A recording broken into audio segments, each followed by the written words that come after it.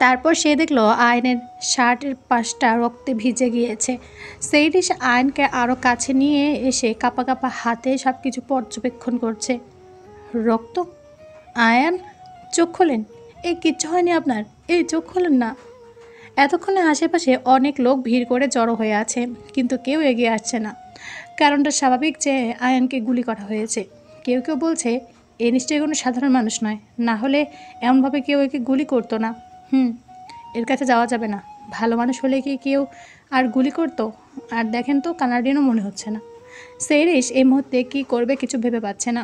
সে বারবার আয়ানকে বলতে লাগলো, এই চোখ খোলেন না আয়ান। না, আপনার কিচ্ছু হবে না, আমি কিছু হতে দেব না। এবার সেহরিস আশেপাশে তাকালো, তারপর চেঁচিয়ে বলল, প্লিজ হেল্প প্লিজ। কেউই এগিয়ে আসলো না। সেহরিস কাঁদতে কাঁদতে আয়নকে তোলার চেষ্টা করতে লাগলো, কিন্তু কোনোভাবে আয়নকে সামলাতে পারছে না। এবার ভিড় ঠেলে একজন অর্ধবয়স্ক লোক সেহরিসের কাছে আসলো, ভালো করে তাকে দেখে নিল, পরপর বাংলা ভাষায় বলল, আশেপাশে পরিচিত কেউ নেই? থাকলে তাকে ফোন দিন, এনাকে তাড়াতাড়ি হসপিটালে নিয়ে যাওয়ার ব্যবস্থা করুন। তারপর সেই ব্যক্তিটি আয়নের পালস চেক করতে লাগলো। একটা স্বস্তির নিঃশ্বাস ফেলে সেহরিসকে জানালো, যা করার তাড়াতাড়ি করুন, পালস চলছে, এনাকে তাড়াতাড়ি হাসপাতালে নিয়ে যাওয়ার ব্যবস্থা করুন। সেহরিস এই মুহূর্তে কী করবে কিছু ভেবে পাচ্ছে না, তাই আগন্তুক ব্যক্তিটির কথা তার ঠিক লাগলো। সঙ্গে চরণের সঙ্গে আয়নের প্যান্টের পকেট থেকে তার ফোনটা বের করে কাঁপা কাঁপা হস্তে শিহাবকে ফোন লাগালো। কল রিসিভ হতে শিহাব বলল, হ্যাঁ স্যার বো। শিহাবের পুরো কথা সম্পূর্ণ হওয়ার আগেই সেহরিস কাঁদতে কাঁদতে বলল, শিহাব তাড়াতাড়ি আসেন, আয়ান আয়ান। সেহরিসের গলা ধরে আসছে, সে কিছুই বলতে পারছে না ঠিকভাবে। আয়ান স্যার, কী হয়েছে? আপনি কোথায়? Hello hello. সেহরিসের এমন অবস্থা দেখে আগন্তুক ব্যক্তিটি সেহরিসের হাত থেকে ফোনটা নিয়ে বলল, আয়নের গুলি লেগেছে, ওনাকে হসপিটালে নিয়ে যেতে হবে। তারপর আগন্তুক ব্যক্তিটি শিহাবকে ঠিকানা দিলে প্রায় 10 মিনিট পর মাথায় সে পৌঁছায়। এসে দেখে সেহরিসের কোলে আয়ানের মাথা। সেহরিস চেঁচিয়ে চেঁচিয়ে বলে যাচ্ছে, আয়ান আপনার কিচ্ছু হবে না, আমি কিছু হতে দেব না আপনার। শিহাব এক্ষুনি আসছে, আপনি আমাদের ছেড়ে যেতে পারেন না, আমি যেতে দেব না। শিহাব এমন অবস্থা দেখে অবাক হয়ে গেল। হঠাৎ আয়নের গুলি লাগলো, সে কিছু ভেবে উঠতে পারছে না। সঙ্গে সঙ্গে সে সেহরিসের কাছে গিয়ে আয়নকে ধরে তারা দুজন মিলে গাড়িতে তুলল। শিহাব তাড়াতাড়ি গাড়ি চালিয়ে পাশে একটা হসপিটালে নিয়ে যায়। আয়ন পুরো সেন্সলেস হয়ে আছে।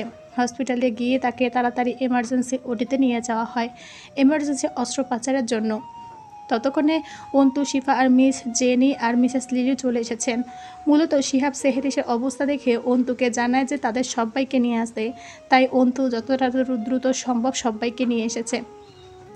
সেহরিসের আশেপাশে মিসেস লিলি ও শিফা বসে আছে এবং মিস জেনি দাঁড়িয়ে আছে। তারা সকলে সেহরিসকে সান্ত্বনা দিচ্ছে, কিন্তু কোনোভাবে সেহরিসকে সামলানো যাচ্ছে না। মিস জেনি সেহরিসকে বলল, এই অবস্থায় বেশি কান্না করো না, আয়নার কিছু হবে না, তুমি নিজেকে সামলাও। তারপর মিস জেনি এক গ্লাস পানি সেহরিসের দিকে আগিয়ে দিয়ে বলল, এই নাও, পানিটা খেয়ে নাও, আর এমনভাবে জোরে জোরে কান্না করো না, তোমার আর বাচ্চার পক্ষে ভালো হবে না। মিস জেনির এমন কথায় মিসেস লিলি এবং শিফা একে অপরের মুখের দিকে তাকালো। এই সময় তারা খুশি হবে কি করবে কিছু ভেবে পাচ্ছে না। পরপর তারা সবাই মিলে সেহরিসকে বোঝানোর চেষ্টা করলো, কিন্তু অবশেষে তারা কোনোভাবে সেহরিসকে বোঝাতে পারছে না। এদিকে অন্তু আর শিহাবও ভেবে পাচ্ছে না হঠাৎ করে আয়নের উপরে অ্যাটাক কীভাবে হলো। প্রায় 2 থেকে 2.5 ঘন্টা অস্ত্রোপচারের পর ডাক্তার বের হয়ে আসলো। সেহরিস কাঁদতে কাঁদতে ঝিমিয়ে গিয়েছে, চোখে পানি শুকিয়ে গেছে। ডাক্তার বের হয়ে আসতে সেহরিস দৌড়ে ডাক্তারের কাছে চলে যায়। তার পিছন পিছন সবাই চায়। সেহরিস ডাক্তারকে জিজ্ঞেস করলো, ডাক্তার আমার আয়ানের কি অবস্থা? এখন ঠিক আছে তো উনি? ওনার তো কিছু হয়নি তো? কী হলো বলেন, যে ওনার কিছুই হয়নি বলেন। সেহরিস ডাক্তারকে বলার সুযোগই দিচ্ছে না। সেহরিস কান্না করতে করতে বলে যাচ্ছে। এরই মাঝে ডাক্তার বলে উঠল, রিল্যাক্স মিসেস আয়ান মির্জা, উনি আপাতত ডেঞ্জার মুক্ত আছেন। গুলি ওনার বুকে লেগেছে, কিন্তু সেটা বুক ভেদ করে বেশি ভিতরে যেতে পারেনি। সামান্য 1 ইঞ্চির জন্য উনি বেঁচে গেছেন, আর 1 ইঞ্চি গুলি ভেতরে গেলে ওনার হার্টে আঘাত লাগতো। উপরওয়ালার কাছে শুকরিয়া আদায় করেন, আর একটু হলে ওনার বেঁচে থাকার সম্ভাবনা হয়তো থাকতো না। আপনি প্লিজ শান্ত হন। ডাক্তারের মুখ থেকে এমন কথা শুনে সবাই যেন একটু স্বস্তির নিঃশ্বাস ফেলল। ততক্ষণে সেহরিস বলে উঠল, আমি কি দেখা করতে পারি ও এখন ওনার সঙ্গে? ডাক্তার পরক্ষণে পরিষ্কারভাবে জানায়, এই মুহূর্তে না, ওনাকে এখন ওটি থেকে আইসিইউতে শিফট করা হবে, তারপর আপনি ওনার সঙ্গে দেখা করতে পারবেন। আর হ্যাঁ, ওনার এখনও জ্ঞান ফেরেনি। আমরা ঠিক বলতেও পারছি না ওনার কখন জ্ঞান ফিরবে, হয়তো কিছু সময় লাগতে পারে, মেবি 48 ঘন্টার মধ্যে ওনার জ্ঞান ফিরে আসবে। রাত 10:30। সেহরিশ এখন আয়ানের আইসিইউ রুমের বাইরে বসে আছেন।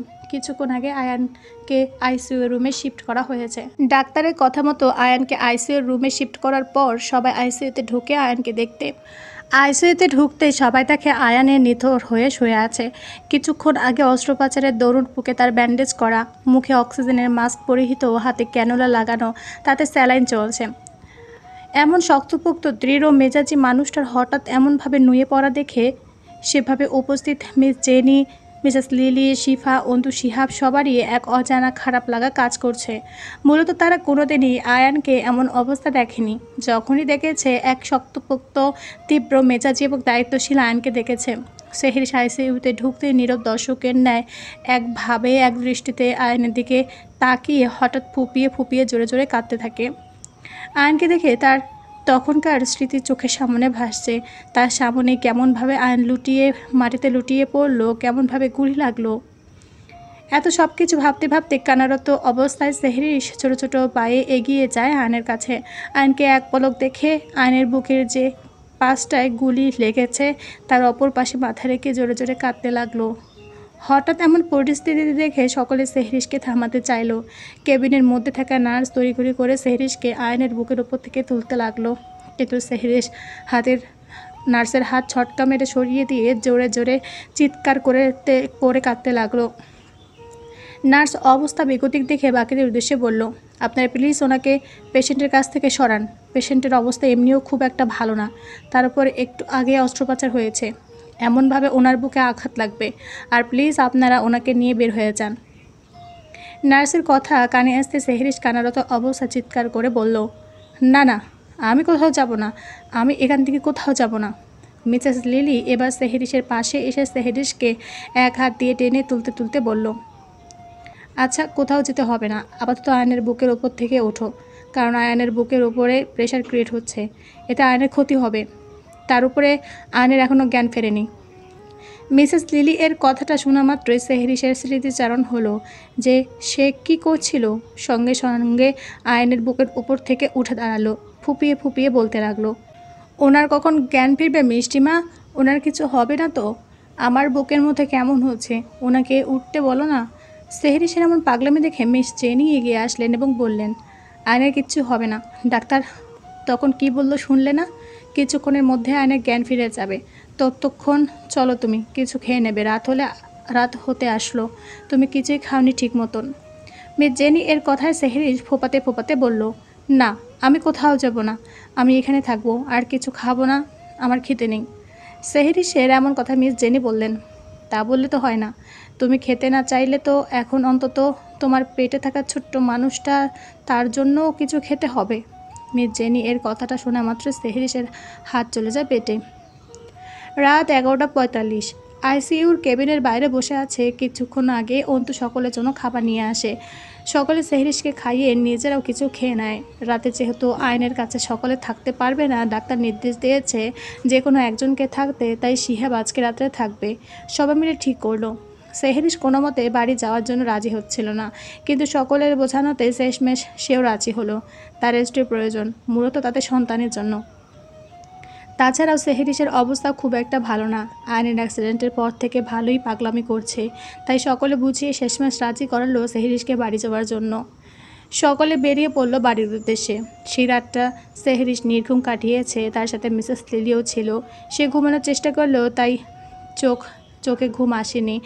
পরে ভোরের দিকে তাই চোখটা লেগে আসে। পরের দিন বিকেলে সবাই সেহরিশকে নিয়ে আসলো হাসপাতালে। সকালবেলা সেহরিশ প্রচুর জোর করছিল হসপিটালে আসবে বলে, কিন্তু মিস জেনি আর মিসেস লিলি, শিফা সকলে বোঝালো যে সে আর কিছু বলতে পারেনি। সকাল থেকে তার মনটা হাঁসফাঁস করছে আয়নকে একবার দেখার জন্য। সারা রাত শিহাব আয়নের সাথে থাকায় সকালবেলা অন্তু হসপিটালে আসে এবং শিহাব চলে যায় বাড়ির উদ্দেশ্যে ফ্রেশ হতে। ডাক্তার সকালবেলা চেক আপের পর জানিয়েছে আয়নের কিছুক্ষণের মধ্যে জ্ঞান ফেরার সম্ভাবনা আছে। মূলত চেক আপে অনেকটা ইমপ্রুভ দেখা দিয়েছে। মাঝে মধ্যে আয়নের হাত পা কিছুটা নড়ছে। বিকেলে সকলে হসপিটালে এসে আয়নকে এক পলক দেখে আইসিইউ থেকে বাইরে বের হয়ে যায়, কিন্তু সেহরিশ আয়নের পাশে ওর একটা হাত আঁকড়ে ধরে পাশের চেয়ারটা টেনে বসে থাকে। সময়টা তখন সন্ধ্যা 6:15। আয়ন পিট চোখ খোলে। মূলত অনেকক্ষণ যাবৎ চোখ বন্ধ থাকায় চোখটা খুলে তীব্র আলো চোখে লাগতেই আবার চোখটা বন্ধ করে নেয়। সঙ্গে কিছুটা নড়ে চড়ে ওঠে। পাশের নার্স তখন আয়নের স্যালাইনের বোতল চেঞ্জ করছিল। আয়নকে দেখে সঙ্গে সঙ্গে রুমের লাইটটা হালকা কমিয়ে দেয় এবং মুখ থেকে অক্সিজেনের মাস্কটা নামিয়ে নেয়। কিছুক্ষণ পর আয়ান আস্তে আস্তে চোখ খুলে তাকায়। এরই মধ্যে নার্স বাইরে চলে যায় ডাক্তারকে ডাকার উদ্দেশ্যে। আয়ান নড়ে চড়ে উঠতে দেখে যে তার বা হাতটা কেউ আঁকড়ে ধরে আছে। পাশে তাকাতে দেখে সেহরিশ তার হাতটা আঁকড়ে ধরে তার দিকে মুখ ঢেকে চোখ বন্ধ করে শুয়ে আছে। মূলত বসে বসে সে ঘুমিয়ে পড়েছে। কিছুক্ষণ আগে শিহাব জুহিকে নিয়ে কেবিনে ঢুকতেই সেহরিশকে ঘুমন্ত অবস্থা দেখে। আজকে জুহি আয়নের এমন অবস্থা শুনে এসেছে দেখার জন্য। তারা দুজনে আইসিইউতে ঢুকে সেহরিশের ঘুমন্ত অবস্থায় দেখে অনেক কান্নাকাটি ও চিন্তার কারণে ক্লান্ত হয়ে সেহরিশ ঘুমিয়ে পড়েছে এটা সে বুঝতে পেরেছিল। তাই আয়নের দেখভাল করার জন্য নার্সকেও সে বলে গিয়েছিল যে সেহরিশকে কিছু না বলতে। আয়ন সেহরিশকে ঘুমন্ত অবস্থা দেখে তার ডান হাতটা আগিয়ে সেহরিশের মাথায় রাখলো। মাথার কারো ছোঁয়া পেয়ে তড়িঘড়ি করে উঠে বসে সেহরিশ। সঙ্গে সঙ্গে তার চোখ পড়ে আয়নের দিকে। দেখে সে তার দিকে তাকিয়ে আছে। আয়ন কিছু বলতে দেওয়ার আগে সেহরিশ বলতে থাকে, আপনি কখন উঠলেন? আপনি ঠিক আছেন তো? আপনার কোথাও ব্যথা করছে না তো? কিভাবে আপনার সাথে এমনটা হলো? আপনি জানেন আপনার কিছু হয়ে গেলে আমার কি হতো? আপনি কিভাবে এমনটা করতে পারলেন? মূলত আমার কথা না ভেবে আমাদের সন্তানের জন্য আপনি। সেহরিশকে কিছু বলতে না দিয়ে আয়ন সেহরিশকে হাত দিয়ে ইশারা করে চুপ করতে বলে। ধীরে ধীরে উঠে বসতে থাকে। তখনই বাইরে থেকে ডাক্তারের আওয়াজ আসে, এই আপনি ওভাবে উঠে বসবেন না মিস্টার মির্জা, ওয়েট। বলে ডাক্তার তাড়াতাড়ি করে এসে আয়নের বেডটা ফোল্ড করে উঠে বসায়। তারপর সেহরিশকে উদ্দেশ্য করে বলে, মিসেস মির্জা, আপনি একটু বাইরে যান প্লিজ। আমি মিস্টার মির্জার চেক আপটা করে নিই। ডাক্তারের কথা শুনে সেহরিশ আয়নের দিকে এক পলক তাকিয়ে আইসিইউ থেকে বের হয়ে যায়। আয়ন সেহরিশের দিকে তাকিয়ে মুচকে হাসে। কিছুক্ষণ পর ডাক্তার বের হয়ে আসে। ততক্ষণ সবাই জেনে গেছে যে আয়নের জ্ঞান ফিরে এসেছে। ডাক্তার সবাইকে উদ্দেশ্য করে বলে, এবার চিন্তার কোনো কারণ নেই। কিছুদিনের মধ্যে মিস্টার মির্জা পুরোপুরি সুস্থ হয়ে উঠবে। ওনার একটু রেস্টের দরকার। আর কিছুক্ষণের মধ্যে আমরা মিস্টার মির্জাকে নর্মাল কেবিনে শিফট করব। উনি এখন সম্পূর্ণ বিপদমুক্ত। কথাটা শুনে সবাই আলহামদুলিল্লাহ বলে ওঠে। কথাটা শুনে সবার যেন স্বস্তি হয়। ডাক্তার চলে যেতে নিলে সেহরিশ বলে ওঠে, ডাক্তার, আমি কি এখন মিস্টার মির্জার সাথে দেখা করতে পারি? ডাক্তার মুচকে হেসে মাথা নাড়ল। সঙ্গে সঙ্গে সেহরিশ আইসিইউতে ঢুকে বলল। আইসিইউতে ঢুকে দেখে আয়ান আগের মতো অর্ধসহ অবস্থাতেই আছে। পাশে নার্স আয়নের স্যালাইন খুলে রাখছে। সেহরিশ ধীরে ধীরে এগিয়ে গিয়ে আগের ন্যায় চেয়ারটা টেনে বসালো। আর চোখে নার্সের দিকে তাকাতেই নার্স স্যালাইনের প্যাকেটটা নিয়ে আইসিইউতে প্রস্থান করলো। সঙ্গে সঙ্গে সেহরিশ বিরক্ত হয়ে দাঁত খিচা আয়নের দিকে তাকিয়ে বলল, এই, আপনার সাহস কী করে হয় এরকমভাবে অজ্ঞান হয়ে পড়ে থাকার? আপনি জানেন আমার কত কষ্ট হচ্ছিল? আপনাকে তো আমি মেরেই ফেলবো। সেহরিশের এমন কথায় আয়ান বোকা বনে গেল।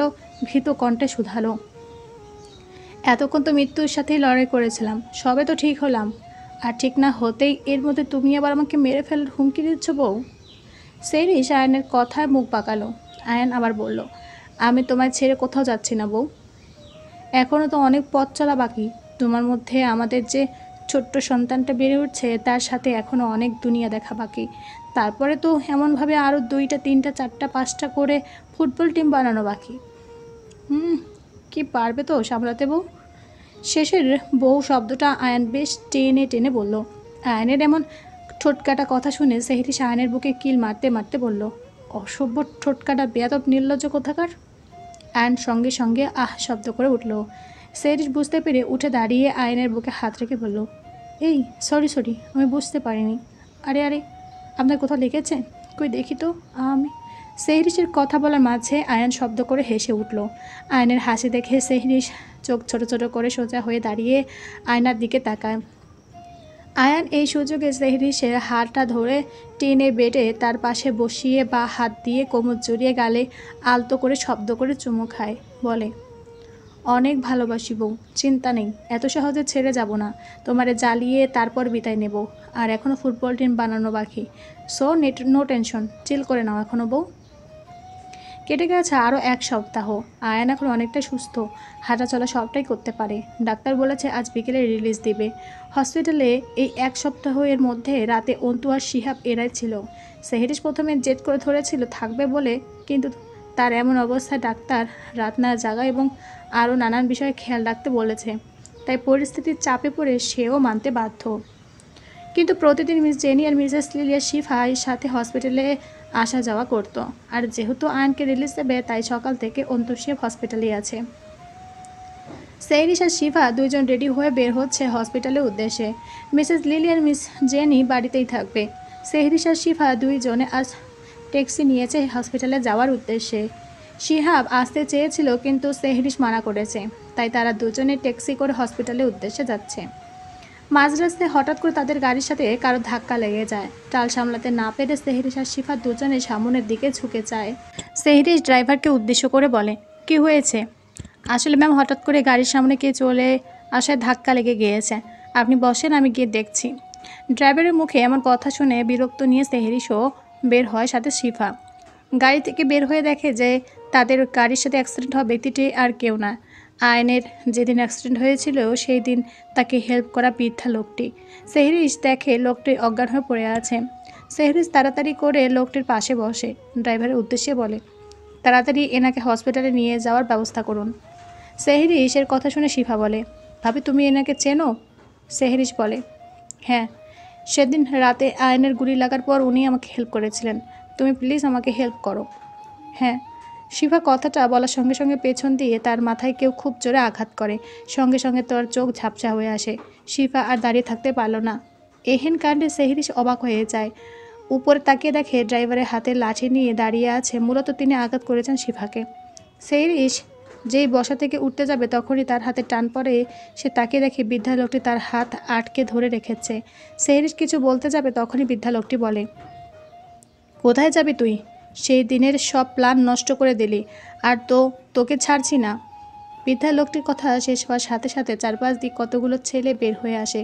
তাদেরকে উদ্দেশ্য করে বৃদ্ধা লোকটি বলে, ধর মেয়েরে, শালা অনেক কষ্ট ধরেছি। কথাটা বলার সঙ্গে সঙ্গে ছেলেগুলো সেহরিশের হাত পা বাঁধতে লাগলো। সেহরিশ জোরে জোরে হাত পা ছুটতে লাগালো। এই ছাড়, তোরা আমার, কে কে আপনি? আর এইসব কি বলছেন আমাকে? কেন ধরবেন? আমাকে ধরার জন্য কি চেষ্টা করছেন? কি হচ্ছে এসব? সেহরিশের কথা শেষ হওয়ার সাথে সাথে বৃদ্ধা লোকটি উঠে দাঁড়াতে দাঁড়াতে জোরে জোরে হাসতে লাগলো। বলল, তোর আদরের বর তোকে সব জানালো, কিন্তু আমি কি সেটাই জানাতে ভুলে গেছে? বাহ বাহ। শিফা আশেপাশে কী হচ্ছে কোনো রকম বুঝে সেহরিশকে আটকাতে চাইলে বৃদ্ধা লোকটির ড্রাইভারের থেকে লাঠি নিয়ে আরও একবার শিফার মাথাতে আঘাত করে। সঙ্গে সঙ্গে সে মাটিতে লুটিয়ে পড়ে। এটা দেখে সেহরিশ খুব জোরে চিৎকার করে বলে, এই ছাড় বলছি, ভালো হবে না কিন্তু। তোরা কেউ ছাড় পাবি না, জানোয়ার, ছাড়। বৃদ্ধা লোকটি খানিকটা ঝুঁকে এক হাত দিয়ে সেহরিশের গাল টিপে ধরে বলে, বড্ড কথা বেরোচ্ছে না তোর মুখ দিয়ে, দাঁড়া। কথাটা বলে সেহরিশের গায়ে থাকা ওড়নাটা খানিকটা ছিঁড়ে ওর মুখ বেঁধে দেয় এবং সেহরিশকে সেই ট্যাক্সিতেই করে নিয়ে চলে যায়। এদিকে শিফা কোনো রকমের দূরের ছিটকে পার্সটা নিয়ে তার থেকে ফোন বের করে কল করে অন্তুকে। অন্তু কল ধরতেই, প্লিজ তুমি যেখানে থাকো এখন চলে আসো। ওরা সেহরিশকে। পরের কথাগুলো আর বলতে পারল না, তার আগে পুনরায় মাটিতে লুটিয়ে পড়ল। শিফায়ের এমন কথা শুনে অন্তু জোরে জোরে বলল, কি কি কি হয়েছে? কোথায় আছো তুমি? কারা কি করেছে? সেহরিশকে কি? অন্তু এখন আয়ানের কেবিনে ছিল। তারা সকলে রেডি হচ্ছিল বাড়ি যাওয়ার উদ্দেশ্যে। হঠাৎ অন্তুর আমার কথা শুনে আয়ানের বুঝতে বাকি রইল না কি হয়েছে, কারণ তার গুলি লাগার পর থেকে তার মনে নানা রকম প্রশ্ন আসতেই থাকে। বুঝতে পারল যে কাজটা কার হতে পারে। সঙ্গে সঙ্গে আয়ান শিহাবকে বলল, শিহাব, গাড়ি বের কর, কুইক। শিহাব আয়ানের এমন কথায় প্রত্যুত্তর করে বলল, কিন্তু স্যার, আপনার এই অবস্থায় এমনভাবে বাইরে যাওয়া উচিত? শিহাবের এমন কথা আয়ন কেবিন থেকে বের হতে রেগে গিয়ে বলল, শালা, আমি কারো কাছে কৈফিয়ত দিতে বাধ্য নই। বউ আমার না তোর। তোকে যেটা বলা হয়েছে সেটাই কর, বাকিটা আমি বুঝে নেব। আমি মরে যেতে পারি, কিন্তু যেন আমার বউয়ের কিছু না হয়। ওকে আমি কিছু হতে দেব না। তোকে যতটুকু বলা হয়েছে ততটুকু কর। আয়ানের এমন কথা শিহাব দৌড়ে কেবিন থেকে বের হয়ে গাড়ি বের করে এবং অন্তু আয়ানকে গাড়িতে নিয়ে গিয়ে বসায়। আয়ান বলে, শিহাব ড্রাইভিং সিট থেকে সর, আমি টাইপ করছি। শিহাব বলে, কিন্তু আয়ান শিহাবকে বাধা দিয়ে বলে, কোনো কথা না, তোকে যতটুকু বলা হয়েছে ততটুকু কর। কথাটা বলে আয়ান ড্রাইভিং সিটে বসতে বসতে বলে, অন্তু লোকেশন বল। অন্তু বলে, শিফা সম্পূর্ণ কথাটা বলার আগে কল কেটে দিয়েছে। আমি লোকেশন ট্র্যাক করেছি, এই যে। গুড। কিছুক্ষণের মধ্যে তারা সকলে কাঙ্ক্ষিত জায়গায় পৌঁছায়। গিয়ে তাকে শিফাকে ঘিরে কিছুজন দাঁড়িয়ে আছে। অন্তত তড়িঘড়ি করে গাড়ি থেকে নেমে শিফা এর কাছে যায়। গিয়ে দেখে শিফা অজ্ঞান হয়ে পড়ে আছে। অন্তু শিফাকে কোলে তুলে গাড়িতে এনে বসিয়ে দেয়। তখনই আয়নের ফোনে কল আসে। কল রিসিভ করতেই, কি ভেবেছিস তুই এত সহজে সব কিছু পেয়ে যাবি? আমি বেঁচে থাকতে কখনো হতে দেব না। ঠিক যেভাবে তোর বাপ মাকে মেরে ফেলেছিলাম এমনভাবে সব কিছু শেষ করে দেব। তোর বউ এখন আমার কাছে। কথাটা শুনে আয়নের হাত মুঠ করে দেয়। সঙ্গে সঙ্গে চোখ লাল হয়ে যায়, যেন মনে হবে চোখ দিয়ে রক্ত বেরোচ্ছে। আয়ন বলে, আমার বউয়ের গায়ে যদি একটা টোকা লাগে তো বলে দিচ্ছি, আমার থেকে খারাপ কেউ হবে না। না, আমারও মন মানছে না যে তোর এত সুন্দর বউকে মেরে ফেলি। সেদিনে তোর বউকে মারতে চেয়েছিলাম, তারপরে তোকে, কিন্তু ভাগ্যবশত তোর বউয়ের কপালে লাগা গুলিটা তুই খেয়েলি বুকে। আহা, কি ভালোবাসা! তোর বাপ তো তোর মা এরকম ভালোবাসতো, কিন্তু কি জানিস, আমি এই ভালোবাসা দেখতে পারি না। সেদিন তুই মরলে তো আমার সব প্ল্যানই নষ্ট হয়ে যেত। ওই জন্য তোকে বাঁচানোর জন্য ওই ভিড়ের মধ্যে আমি এগিয়ে গিয়েছিলাম। ভাগ্যের কি পরিহাস, তোর বউ আমার ভালো মানুষ বলে বিশ্বাস করে নিল। তুই চিনলেও তোর বউ তো আমাকে চেনে না। ওর থেকে ভালো তোর বউকে না মেরে চল একটা খেলা খেলি। জানোয়ারের বাচ্চা, আমার বউয়ের গায়ে যদি একটা টোকা লাগে আমি বলে রেখে দিচ্ছি, আমার থেকে খারাপ কেউ হবে না। তোর কী লাগবে বল? আরে আরে থাম থাম, খেলাটা তো শোন। আমি একটা জায়গার লোকেশনে SMS করে দিচ্ছি। চুপচাপ যেই টাইমে বলবো সেই টাইমে সেখানে চলে আয়। সাথে আমার কিছু দলিলে সাইন করবি। আর তোর ব্যাংকে যা টাকা আছে আমাকে ট্রান্সফার করবি। সঙ্গে সঙ্গে বউ তোর। তুই তোর রাস্তা, আমি আমার রাস্তা। ভবিষ্যতে কেউ কোনোদিন কাউকে মুখ দেখাবো না। বল রাজি। যদি রাজি হোস, তোর বউকে আমি সত্যিই বলছি একটা ফুলের টোকা পর্যন্ত দেবো না। আর হ্যাঁ, তুই একা আসবি। খবরদার কোনো পুলিশ বা কাউকে নিয়ে আসার হিম্মত করবি না। মনে রাখ, তোর বউ কিন্তু আমার কাছে।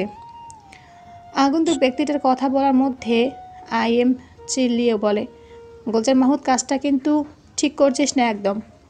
আমি রাজি, কিন্তু খবরদার আমার বউয়ের গায়ে যেন একটা টোকা না লাগে। যদি কিছু হয় তাহলে তোর কী হাল হবে তুই নিজেও জানিস না। অপর পাশে গোলজার মাহমুদ জোরে জোরে হেসে উঠলেন, বললেন, তুই আমার কথা, আমি তোর বউকে কিছু করব না। ওকে, ডিল ডান। সময় মতো চলে আসিস। কথাটা বলে গোলজার মাহমুদ ফোন কেটে দেয়। হসপিটালের বেডে শুয়ে আছে শিফা। ডাক্তার জানিয়েছে মাথায় জোড়া আঘাত লাগার কারণে অজ্ঞান হয়ে গিয়েছে। এছাড়া CT স্ক্যান করেও দেখা হয়েছে খারাপের কিছু নেই। সেহরিশ, গোলজার মাহমুদ সেহরিশের সামনে দাঁড়িয়ে আছেন। সেহরিশকে একটা চেয়ারের সাথে বেঁধে রাখা হয়েছে। সেহরিশ অনেকক্ষণ ধরে ছোড়ার জন্য হাত পা চালাচ্ছে, কিন্তু কোনোভাবেই সে সফল হচ্ছে না। এক পর্যায়ে সে ক্লান্ত হয়ে যায়, কিন্তু এখন গোলজার মাহমুদকে সামনে রেখে আবার উত্তেজিত হয়ে আওয়াজ করতে থাকে। গোলজার মাহমুদ সেহরিশের কাছে গিয়ে তার মুখের বাঁধন খুলে দেয়। সঙ্গে সঙ্গে সেহরিশ চিৎকার করে বলে, এই জানোয়ারের বাচ্চা, ছাড় আমাকে। ভালো হবে না কিন্তু বলে দিচ্ছি, ছাড়। কথাটা বলে সে চেয়ার থেকে সাথে জোরে জোরে হাত পা নাড়াতে থাকে। এক পর্যায়ে চেয়ারে সমেত মাটিতে পড়ে যায়। তা দেখে গোলজার মাহমুদ জোরে জোরে হাসতে থাকে। তার হাসির আওয়াজ এতটা জোরে যেন চারদিকে বাজছে।